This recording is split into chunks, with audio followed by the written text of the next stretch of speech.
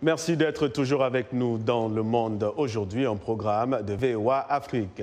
C'est l'heure de Culture Hebdo, notre page culturelle de la semaine, avec Roger Muntu. Roger Muntu, bonsoir. Bonsoir Azuma, j'aime beaucoup cette cravate-là. Merci beaucoup.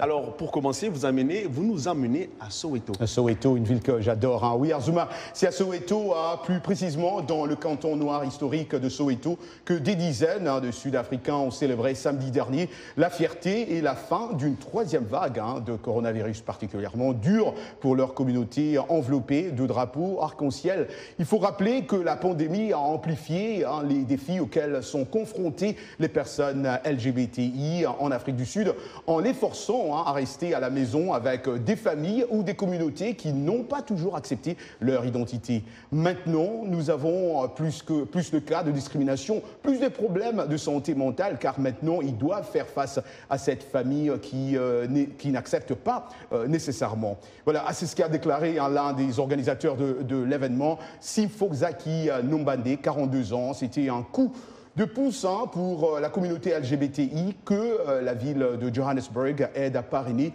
la 17e édition de la Soweto Pride, un lieu hautement symbolique de la lutte dans la jeune démocratie. Les célébrations ont été réduites en raison des restrictions de Covid-19, mais le moral était bon malgré l'incertitude à laquelle la communauté est confrontée. Arzuma. Alors Roger, on revient aux États-Unis ici. Britney Spears, désormais libre de la tutelle de son père par un tribunal. Je suis tellement content. Oui, après des mois de procédure et de rebondissement, un tribunal de Los Angeles a décidé mercredi de retirer la tutelle de Britney Spears à son père Jamie, conformément aux vœux de la chanteuse qui avait qualifié d'abusive cette mesure toujours en vigueur pour le moment et dont elle demande l'annulation. La juge Brenda Penny a estimé durant cette audience que l'accord actuel était intenable en l'état et elle a donc décidé, dans l'intérêt de l'artiste, de suspendre Jamie Spears de son rôle de tuteur avec effet immédiat. Cette tutelle, mise en place en 2008 après des troubles mentaux manifestés par la star, reste pour l'instant en vigueur. Mais Jamie Spears n'a jusqu'à nouvel ordre plus son mot à dire dans la gestion de la vie privée ou des finances de sa fille, confiée à des professionnels. Ni Britney Spears ni son père n'étaient présents à l'audience qui a duré plus de 2 heures. Britney Spears est soutenue depuis des années par une armée de fans réclamant la libération de leur idole. Une centaine d'entre eux s'étaient rassemblés mercredi devant le tribunal à Los Angeles. Je sais que vous êtes un fan aussi. Bien sûr, j'adore Britney Spears. Et puis Broadway est de retour après 18 mois. Ouais, well, yes sir, that's a good news. That's a good news. Broadway est effectivement de retour, vous l'avez dit, après 18 mois de silence imposé par la pandémie.